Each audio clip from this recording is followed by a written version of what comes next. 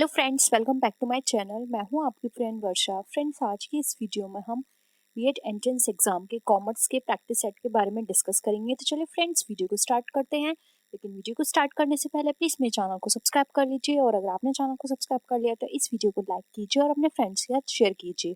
चलिए फ्रेंड्स, आज की इस वीडियो को स्टार्ट करते हैं।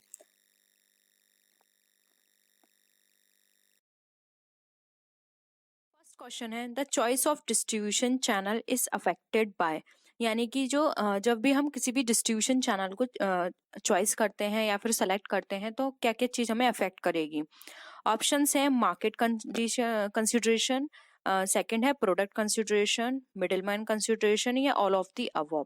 तो फ्रेंड्स, का जो राइट आंसर है वो है ऑप्शन डी, क्योंकि जब हम डिस्ट्रीब्यूशन चैनल को सेलेक्ट करते हैं तो मार्केट कंसिडरेशन भी हमें अफेक्ट करेगा, प्रोडक्ट कंसिडरेशन भी, और मिडिलमैन कंसिडरेशन। ये सारी चीज़ों को हमें ध्यान में रखना पड़ेगा, तभी हम किसी भी डिस्ट्रीब्यूशन चैनल को चॉइस कर सकते हैं। नेक्स्ट क्वेश्चन है, who is the custodian of monetary reserves in India.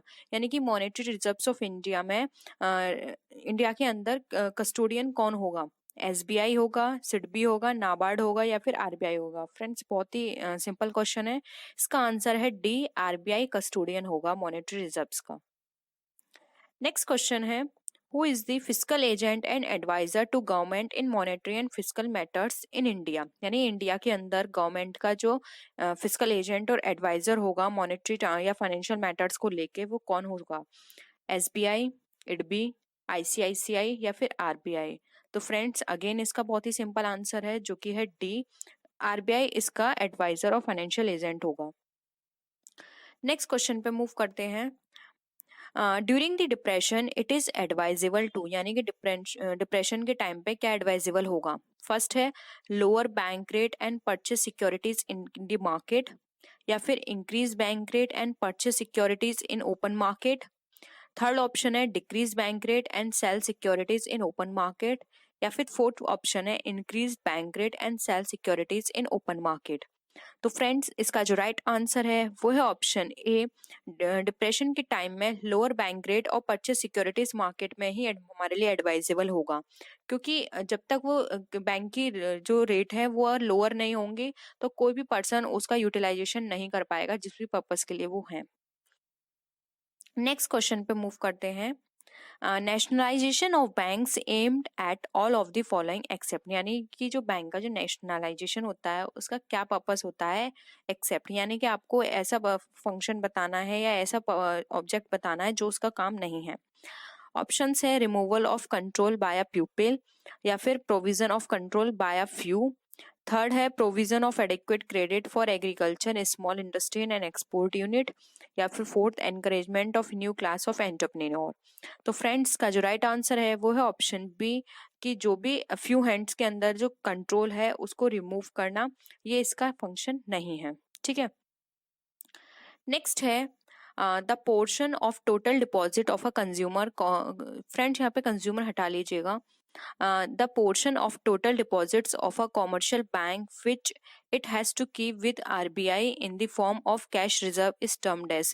यानी कि जो भी टोटल डिपॉजिट का जो पोर्शन है कॉमर्शियल बैंक में रखा जाता है आरबीआई के पास, कॉमर्शियल बैंक का कैश रिजर्व के फॉर्म में, उसको क्या कहा जाता है। सीआरआर, एसएलआर, बैंक रेट, या रेपो रेट। तो फ्रेंड्स, उसको कहा जाता है सीआरआर, जिसकी फुल फॉर्म होती है cash reserve ratio. Next question है, the emphasis of human resource management is. यानी ह्यूमन रिसोर्स मैनेजमेंट किसका इम्फेसिस है। डेवलपमेंट पे इम्फेसिस होता है, पनिशमेंट पे, प्रमोशन पे, या फिर डिमोशन पे। तो फ्रेंड्स, ह्यूमन रिसोर्स मैनेजमेंट का जो इम्फेसिस होता है वो होता है डेवलपमेंट पे। नेक्स्ट है, नेक्स्ट क्वेश्चन है, the purpose of job evaluation is. यानी कि जॉब एवेल्यूशन का पर्पस क्या है। ट्रेनिंग, प्रमोशन, वेज फिक्सेशन, या फिर ट्रांसफर। तो फ्रेंड्स, जॉब एवेल्यूशन का जो पर्पस होता है वो हम यहाँ पर अगर हम ऑप्शंस की बात करें तो इन ऑप्शंस के अकॉर्डिंग बेस फिक्सेशन इसका पर्पस होगा। वैसे जॉब एवेल्यूशन का पर्पस होता है जो भी पर्सन है उसकी पूरी जॉब को एवेल्युएट करना, कितना काम कर रहा है, जो स्टैंडर्ड उसको दिए गए थे उस स्टैंडर्ड के अकॉर्डिंग कितनी उसकी परफॉर्मेंस आ रही है, ये सारा एवेल्युएशन इसके अंदर आता है। नेक्स्ट है इंडक्शन मीन्स। इंडक्शन का क्या मतलब होता है। Training, orientation, introducing the employee या फिर सर्टिफिकेशन। तो फ्रेंड्स इसका जो राइट आंसर है, इंडक्शन का मतलब होता है ट्रेनिंग प्रोवाइड करना। नेक्स्ट क्वेश्चन है लेबर प्रोडक्टिविटी मीन्स, यानी कि लेबर प्रोडक्टिविटी का क्या मतलब है। Output is greater than input, या फिर output is less than input, या फिर output is equal to input, या फिर आउटपुट इज नेगेटिव।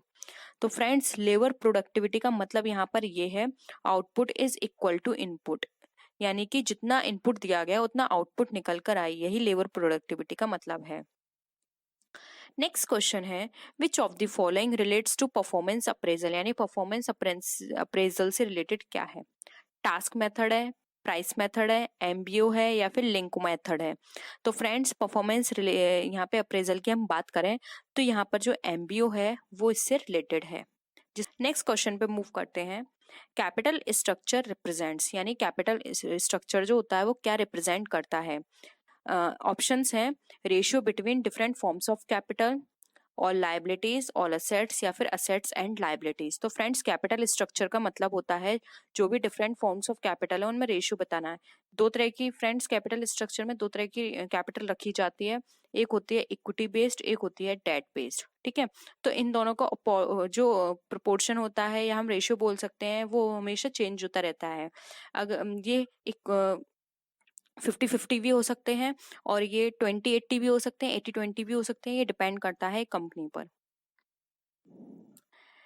नेक्स्ट है the item closing inventory is shown in the balance sheet under, यानी कि जो क्लोजिंग इन्वेंट्री है वो बैलेंस शीट में कहाँ शो की जाती है। ऑप्शंस हैं fix assets, current asset, current liabilities, या फिर मिससेलेनियस एक्सपेंडिचर। तो फ्रेंड्स का जो राइट आंसर है वो है ऑप्शन बी, जो कि है करंट असेट्स। करंट असेट्स में शो की जाती है। नेक्स्ट है ट्रेडिंग ऑन इक्विटी मीन्स, यानी कि जो ट्रेडिंग ऑन इक्विटी होता है उसका क्या मतलब है। Trading on arrears fund, trading on borrowed fund, trading on family funds, या फिर ट्रेडिंग ऑन फ्रेंड्स फंड। तो फ्रेंड्स ट्रेडिंग ऑन इक्विटी का मतलब होता है बोरोड फंड से, जो भी कंपनी ने बोरो करा है फंड वो ट्रेडिंग ऑन इक्विटी बताती है। Next and the last question है आज की इस वीडियो का, मार्केटिंग प्रोसेस इन्वॉल्व्स, यानी मार्केटिंग के अंदर क्या क्या इन्वॉल्व है। Time utility, place utility, right utility, या फिर ऑल ऑफ द अबव। तो फ्रेंड्स मार्केटिंग की बात करें तो इसके अंदर ये सारी चीजों को ही इंक्लूड किया गया है, इसलिए ऑप्शन डी हमारा राइट आंसर होगा। Identify the current statement from the following. Friends यहाँ पे करंट की जगह आप करेक्ट स्टेटमेंट कर लीजिएगा कि जो सही स्टेटमेंट है वो बताना है इसमें से। तो फर्स्ट है द लायबिलिटी ऑफ द कर्ता इज लिमिटेड, यानी कि जो कर्ता की लायबिलिटी होती है वो लिमिटेड होती है क्या। अ joint Hindu family business does not continues business on the death of a partner, यानी पार्टनर की डेथ होने के बाद वो कंटिन्यू नहीं कर सकते बिजनेस। थर्ड ऑप्शन है a joint Hindu family business ceases to exist on the death of the karta, यानी कि वो सीज हो जाता है बिजनेस जब कर्ता की डेथ हो जाती है। या फिर फोर्थ ऑप्शन है a joint Hindu family business comes into existence by Hindu law. तो फ्रेंड्स इसमें राइट ऑप्शन हमें बताना है, तो इसका जो राइट ऑप्शन है वो है ऑप्शन डी। इसमें ये बताया गया है कि जो हिंदू बिजनेस स्टार्ट होता है वो हिंदू लॉ के अकॉर्डिंग स्टेब्लिश होता है। नेक्स्ट क्वेश्चन है preparation of consolidated balance sheet of holding company and its subsidiary company is done as per, यानी कि जो होल्डिंग कंपनी और उसकी सब्सिडरी कंपनी होती है उसकी बैलेंस शीट जो होती है कंसोलिडेटेड बैलेंस शीट वो किस अकाउंटिंग स्टैंडर्ड के अकॉर्डिंग प्रिपेयर की जाती है। ऑप्शंस है accounting standard 11, accounting standard 21, accounting standard 22 and accounting standard 23। तो फ्रेंड्स का जो राइट आंसर है वो है ऑप्शन बी, वो है अकाउंटिंग स्टैंडर्ड 21। नेक्स्ट क्वेश्चन है amount due to outgoing partner is shown in the balance sheet, यानी कि जो भी आउटगोइंग पार्टनर है उसके कारण जो भी उसका अमाउंट है ड्यू जो भी है उसका अमाउंट वो बैलेंस शीट में कहाँ शो किया जाएगा या फिर कैसे शो किया जाएगा। As a liability, as a asset, as a capital, या फिर एज अ लोन। तो फ्रेंड्स राइट आंसर है इसका 4 जो कि है बी, एज अ लोन की तरह वो ट्रीट किया जाएगा और वह बैलेंस शीट में वो दिखाया जाएगा। नेक्स्ट क्वेश्चन है creating the capacity of making purchase directly from a firm's website is known as, यानी कि किसी भी फर्म की वेबसाइट से डायरेक्टली किसी भी परचेज को करना वो क्या कहलाता है। Electronic networking, electronic transactions, electronic data interchange, या फिर इलेक्ट्रॉनिक इंफॉर्मेशन ट्रांसफर। तो फ्रेंड्स का जो राइट आंसर है वो है ऑप्शन 2 जो कि है इलेक्ट्रॉनिक ट्रांजेक्शन्स। नेक्स्ट क्वेश्चन पे मूव करते हैं। In integrating specialist functions of a product management with the line function of sales as major challenges to top management can be achieved by which type of marketing organization। यानी कि किसी भी तरह के product management में किसी भी तरह का इंटीग्रेटिंग स्पेशलिस्ट फंक्शन है जो कि सेल्स के फंक्शन के साथ हो रहा है, तो वो टॉप मैनेजमेंट के लिए किस तरह का चैलेंजेस है, वो फंक्शनल ऑर्गेनाइजेशन का है, टेरिटोरियल ऑर्गेनाइजेशन का है, मैट्रिक्स ऑर्गेनाइजेशन का है, या फिर नन ऑफ द अबव। तो फ्रेंड्स का जो ऑप्शन है वो है करेक्ट मैट्रिक्स ऑर्गेनाइजेशन, जो कि ऑप्शन 3। नेक्स्ट क्वेश्चन है in certainty equivalent approach risk adjusted cash flow as discounted at. यानी कि जो इक्विवेलेंट अप्रोच है रिस्क एडजस्टेड की, वो किसके द्वारा डिस्काउंट की जाती है? वो अकाउंटिंग रेट ऑफ रिटर्न पर डिस्काउंट की जाती है, इंटरनल रेट ऑफ रिटर्न पे, हर्डल रेट पर, या फिर रिस्क फ्री रेट पर। तो फ्रेंड्स का राइट आंसर है 4 जो कि है रिस्क फ्री रेट पे उसको डिस्काउंट किया जाता है। नेक्स्ट है personal leverage can replace corporate leverage is assume by. यानी कि पर्सनल लिवरेज जो है वो रिप्लेस किया जाता है कॉर्पोरेट लिवरेज से, ये किसने अज्यूम किया था? ट्रेडिशनल अप्रोच में, MM मॉडल में अप्रोच एज्यूम किया गया था, नेट इनकम अप्रोच में, या नेट ऑपरेटिंग इनकम अप्रोच में। तो फ्रेंड्स का जो राइट आंसर है वो है ऑप्शन 2 जो कि है MM मॉडल। MM मॉडल के अंदर ये एज्यूम किया गया था कि जो पर्सनल लिवरेज है वो रिप्लेस किया जाता है कॉर्पोरेट लिवरेज से। नेक्स्ट क्वेश्चन है which council was established in India by government of India in the year 1966 to promote safety consciousness among workers in the industry. यानी कि ऐसी कौन सी काउंसिल इस्टेब्लिश की गई थी इंडिया में गवर्नमेंट के द्वारा 1966 में, जो कि प्रमोट करेगी सेफ्टी कॉन्शियसनेस को जो भी इंडस्ट्री में वर्कर्स काम करते हैं? तो ऑप्शंस हैं factory advice council, national safety council, national industrial council, या फिर सेफ्टी रेगुलेशन काउंसिल। तो फ्रेंड्स का जो राइट आंसर है वो है ऑप्शन 2 जो कि है national safety council. Next question है lease which includes a third party. यानी कि लैंडर इज नोन एज। तो लीज के अंदर अगर थर्ड पार्टी को इंक्लूड किया जाता है तो क्या कहलाती है? Direct lease, sales and lease back, leverage lease, या फिर इनवर्स लीज।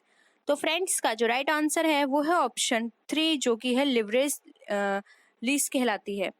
नेक्स्ट क्वेश्चन है what is the popular term used for that type of option in foreign exchange market which provides the holder the right to purchase or sell foreign currency at the most favorable exchange rate realized over the life of the option।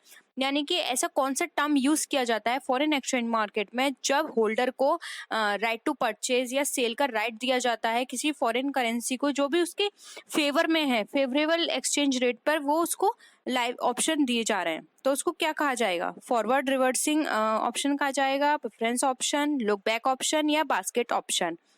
तो friends का जो right answer है वो है option 3 जो कि जिसको कहा जाता है look back option. Next question है what is the term used popularly for the situation when a speculator being dominant in the market expect a drop in the value of a particular currency and he begins selling its forward।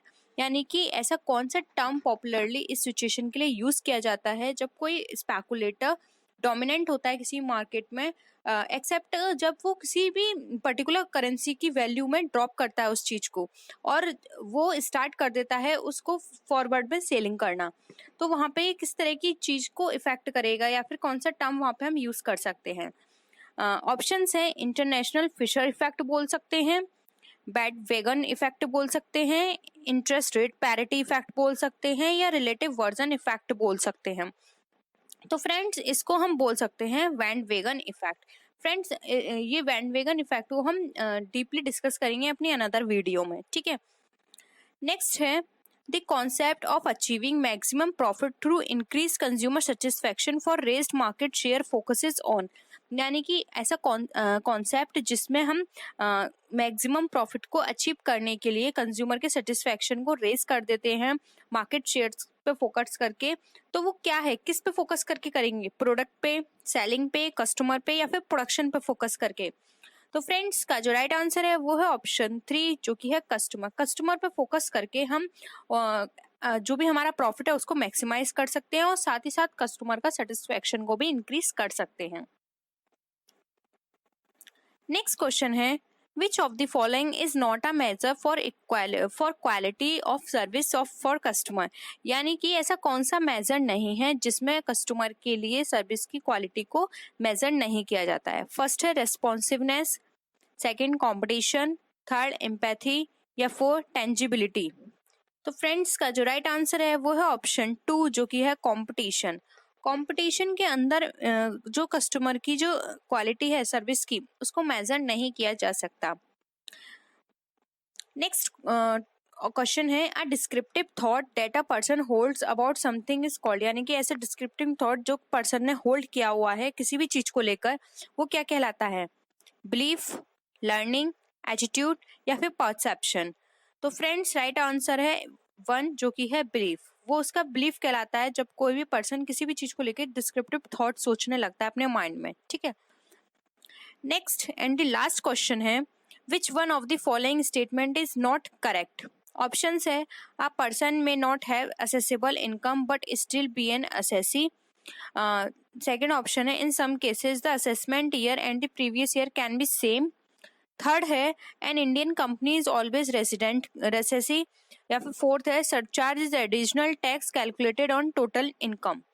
तो friends इसका जो incorrect है option वो है option 4 जो कि है जो सरचार्ज जो होते हैं वो एडिशनल टैक्स होते हैं जो कि टोटल इनकम पे कैलकुलेट किए जाते हैं। ये ऑप्शन गलत है, जबकि एक अगर कोई पर्सन असेसिबल इनकम नहीं है तब भी वो असेसी कहा जाएगा। और सेकंड ऑप्शन भी हमारा करेक्ट है कि असेसमेंट ईयर और प्रीवियस ईयर कुछ कंडीशंस में सेम हो सकते हैं। थर्ड ऑप्शन भी हमारा सही है कि कोई भी इंडियन कंपनी हमेशा रेसिडेंट एसएससी ही रहेगी।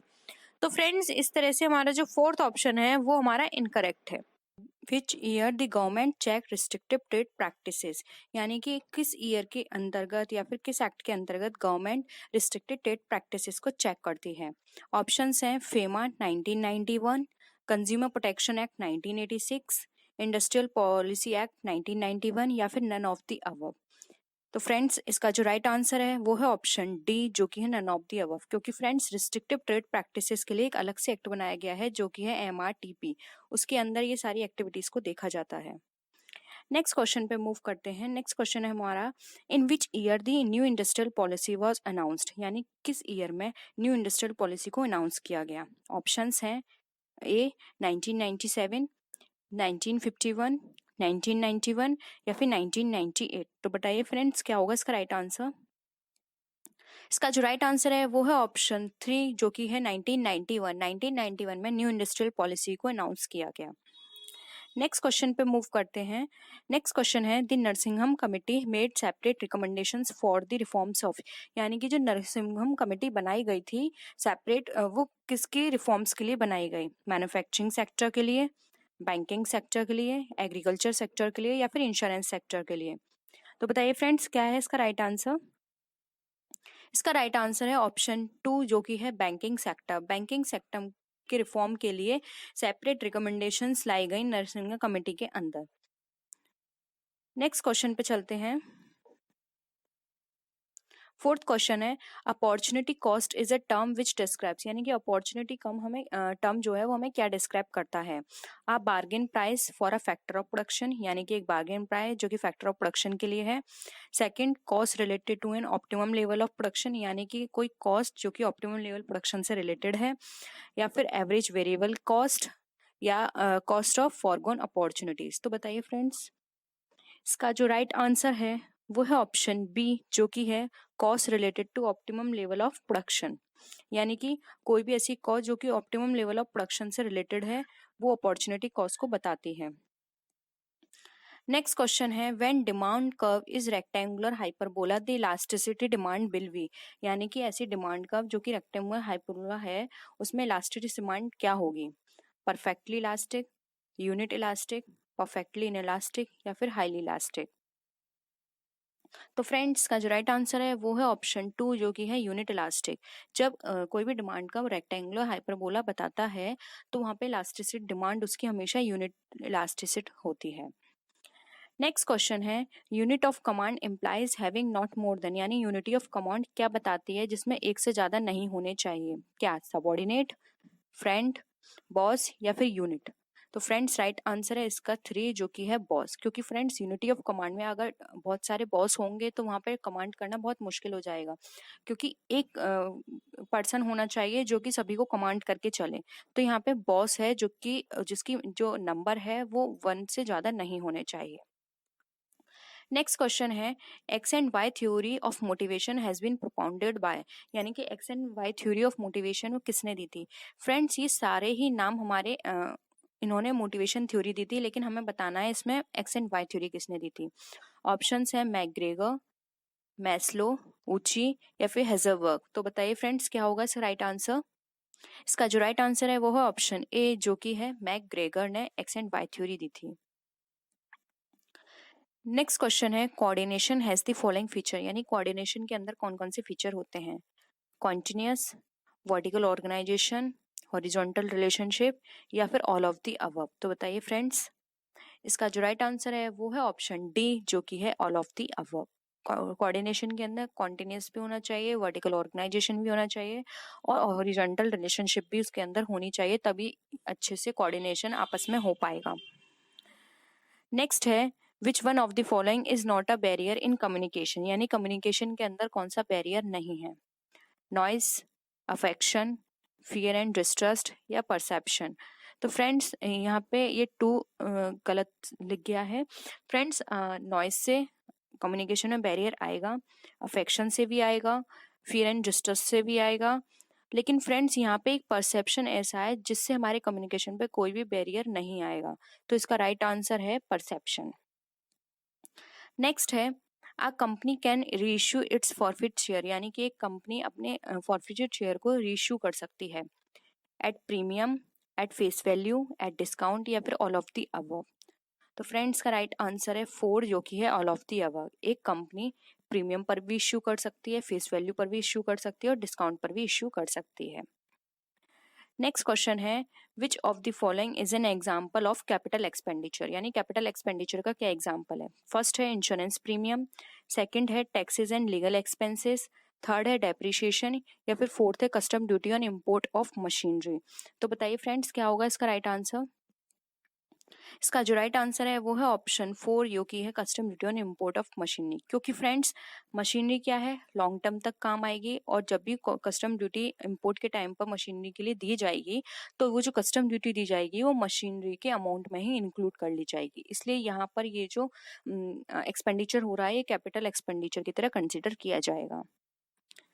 नेक्स्ट क्वेश्चन है a cooperative auditor start hits work of audit from, यानी कि कोऑपरेटिव ऑडिटर जो है वो अपना काम कहाँ से स्टार्ट करता है? अकाउंट बुक से, पेमेंट बुक से, कैश बुक से या फिर none of the above.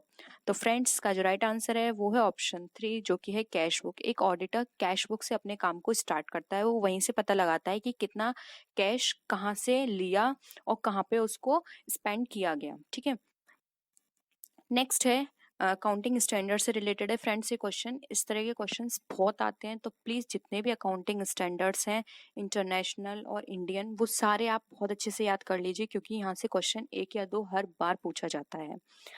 Question है accounting for research and development relates to, यानी कि जो रिसर्च एंड डेवलपमेंट है वो किससे रिलेट करता है? AS7 से, AS9 से, AS9 से या फिर AS10 से। तो फ्रेंड्स का जो राइट आंसर है वो है ऑप्शन 2 जो कि है AS8। AS रिलेटेड है accounting for research and development से। नेक्स्ट है when does a body corporate become capable for width of exercising all the functions of a company, यानी कि कोई भी कंपनी अपनी फंक्शनिंग कब से करना स्टार्ट करती है? फर्स्ट है on finalising memorandum of association, second है on obtaining certificates of commencement, third है सर्टिफिकेट ऑफ इनकॉर्पोरेशन या फिर convert its first general meeting, यानी कि उसकी फर्स्ट जनरल मीटिंग कंडक्ट हो जाए तब से।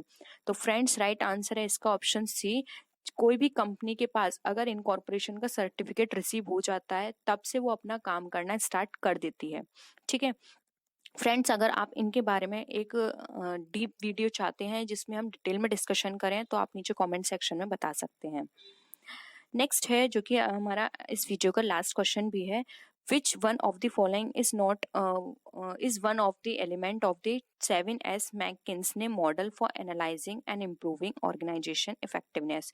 यानी कि फ्रेंड्स, जो मैककिन्से मॉडल था जिसमें 7S को डिफाइन किया गया था, उसमें से कौन सा एलिमेंट नहीं है जो कि हमारे ऑर्गेनाइजेशन की इफेक्टिवनेस को इम्प्रूव और एनालाइज करने में हेल्प नहीं करता।